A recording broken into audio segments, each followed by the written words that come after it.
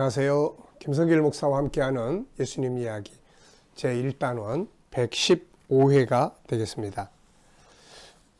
지난 시간부터 제4장, 제6부의 4장을 우리가 살펴보고 있습니다. 뭘 위해서 살아야 할 것인가? 당연히 인류의 구원, 선교의 계획을 위해서, 하나님의 구원 계획을 위해서 살아야죠.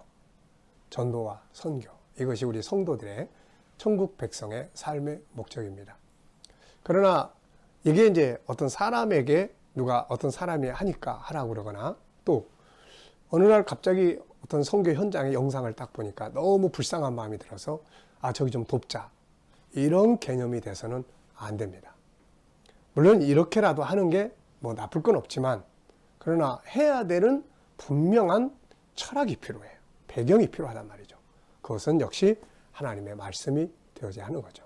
그래서 우리 주 예수 그리스도, 우리가 구세주로 믿고 우리의 왕으로 모시는 예수 그리스도, 그리고 사도들이 증거했던 그분들의 말씀, 더 올라가면 구약의 선지자들의 말씀, 이런 것들을 바탕으로 해서 우리가 이 일을 할 때 흔들림이 없게 되는 거죠. 감정에 의해서 하다 보면 나중에 감정이 변하면 또 안 하게 되거든요. 그래서 말씀의 근거에서, 그래서 지난 시간에는 예수님께서 우리에게 분명히 가르쳐 주신 주기도문 속에 들어있는 인류 구원 계획, 주기도문 8단계로 이루어져 있다고 그랬죠. 그 중에 두 번째와 세 번째, 나라가 임하옵시며, 그리고 그 나라를 기다리는 성도들이 해야 될 하늘의 뜻을 이 땅에서 이루는 것, 바로 인류 구원이죠. 디모데전서 2장 4절에 있는 것처럼 하나님은 모든 사람이 구원을 받기를 바라시는 것입니다. 제가 선교하는 이유는 창세기 12장 3절, 1절로 3절, 그게 배경이 돼요. 그러니까 누가 뭐라고 하고 안 하고 뭐 싫든 좋든 상관없어요. 왜? 하나님의 말씀이 그걸 이루기 위해서 하는 거니까. 내 기분이나 감정이나 상황이나 이런 게 아니거든요. 우리도 그런 선교적 철학을 가지고 살아야 합니다. 왜 하시죠? 보니까 좀 안 돼서요. 왜 하시죠? 막 하고 싶은 마음이 생기네요. 왜 하시죠? 누가 좀 하라고 그래서 안 할 수 없어요. 이거 다 안 돼요. 중요한 것은 성경이 이것을 다루고 있고, 이게 하나님의 계획입니다. 그래서 저는 하는 것입니다. 이렇게 돼야 되는 거죠. 자, 주기도문 속에 있는 중요한 부분, 뜻이 하늘에서 이루어진 것처럼 땅에서 이루어지이다. 네, 이단들은 이런 내용을 가지고 하늘의 계획이 자기들을 통해서 이 땅에 이루어지고 있다, 다 이렇게 해석을 해버려요. 이런 거 아주 조심해야 됩니다. 자, 그 다음에 보면은 예수님이 이 땅에 오셔서 예수님이 그렇게 사셨거든요. 우리가 믿는 예수님, 그분이 그렇게 사셨어요. 그래서 우리가 그 일을 하게 되는 것입니다. 해야 되는 것이기도 하고요. 자, 한번 읽어보겠습니다. 페이지로는 448페이지입니다. 주님의 삶이 보여주는 인생의 목표. 주님은 우리의 구세주일 뿐 아니라 인생의 모델이 되시는 분이죠. 그러므로 우리는 그분을 통해서 우리들이 이 세상을 살아가면서 해야 할 가장 중요한 목표가 무엇인지를 배워야 합니다. 그분이 걸어가신 길, 그분이 가진 목표가 우리의 목표가 되어져야 되는 거죠. 네. 그분의 목표와 우리의 목표가 서로 다르면 안 됩니다. 이게 같아야 되는 거예요. 자, 그분은 세상에 오셔서 뭘 위해서 사셨을까요? 무엇을 가장 중요한 삶의 목표로 삼고 살았을까요? 요한복음 6장 38절로 40절에 보면 이런 말씀을 하세요. 내가 하늘로서 내려온 것은 내 뜻을 행하려 함이 아니요 나를 보내신 이의 뜻을 행하려 함이니라. 나를 보내신 이의 뜻은 내게 주신 자 중에 내가 하나도 잃어버리지 아니하고 마지막 날에 다시 살리는 이것이니라. 내 아버지의 뜻은 아들을 보고 믿는 자마다 영생을 얻는 이것이니 마지막 날에 이를 다시 살리리라 하시니라. 예수님은 세상에 오셔서 자신이 해야 될 인생의 목표가 무엇인지를 분명히 하셨는데, 그것은 하나님의 뜻을 이루는 것이었고, 하나님의 뜻은 자기의 백성을 한 사람도 잃어버리지 않는 것이었습니다. 자, 누가복음 4장 43절에는 예수께서 이르시되 내가 다른 동네에서도 하나님 나라의 복음을 전하여 하리니 나는 이 일로 보내심을 입었노라. 하나님 나라의 복음을 전해주시려고 세상에 오신 거죠. 마태복음 9장 13절 너희는 가서 내가 긍휼을 원하고 제사를 원치 아니하노라 하신 뜻이 뭔지 배우라. 내가 의인을 부르러 온 것이 아니요 죄인을 부르러 왔노라. 마태복음 18장 12절 14절 너희 생각에는 어떻겠느냐? 만일 어떤 사람이 양 100마리가 있는데 그 중에 하나가 길을 잃었으면 그 99마리를 산에 두고 가서 길을 잃은 양을 찾지 않겠느냐? 진실로 너희에게 이르노니 만일 찾으면 길을 잃지 아니한 99마리보다 이것을 더 기뻐하리라. 이와 같이 이 소자 중에 하나라도 잃어버리는 것은 하늘에 계신 너희 아버지의 뜻이 아니니라. 아버지의 뜻은 잃은 양을 찾는 것이죠. 자, 이 말씀들은 다 뭘 보여줍니까?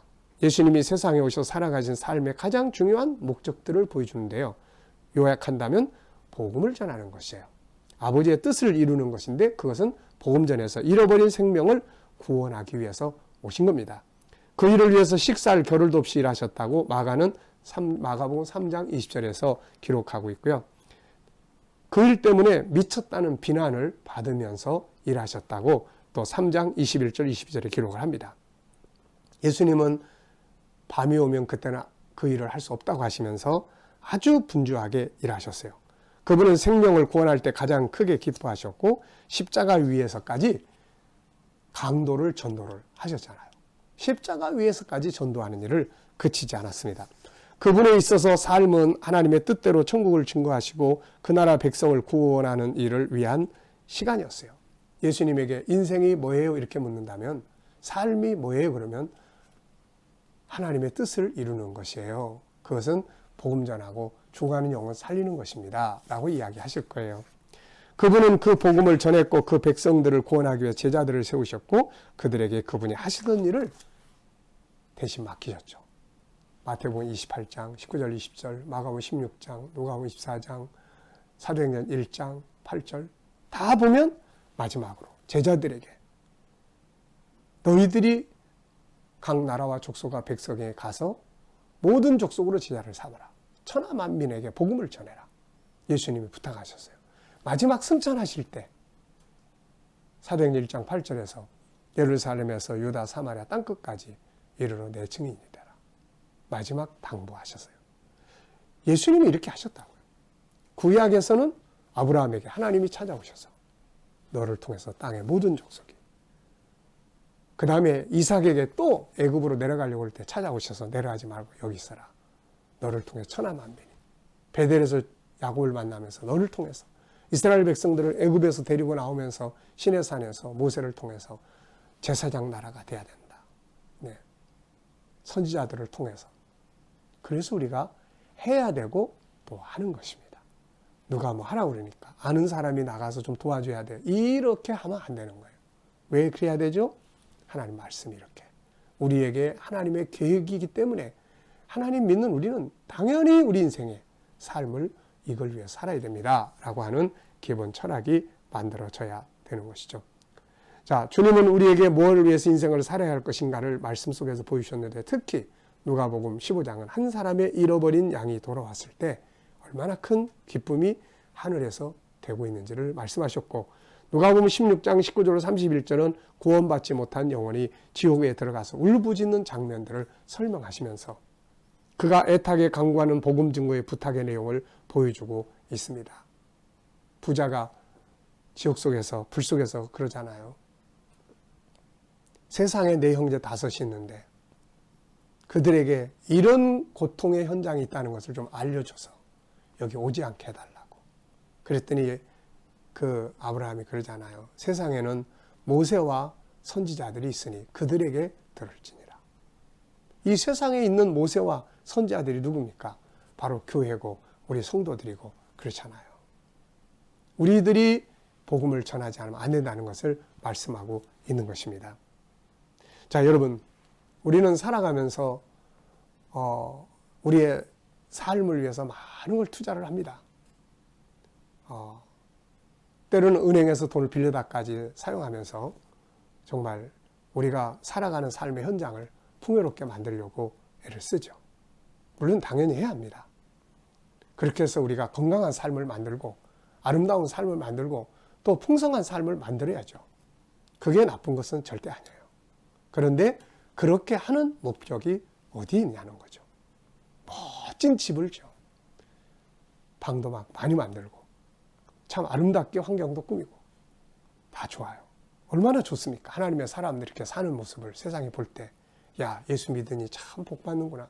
참 좋아요. 근데 우리 입장에서는 그렇게 아름답게 한 목적이 무엇이냐는 거죠.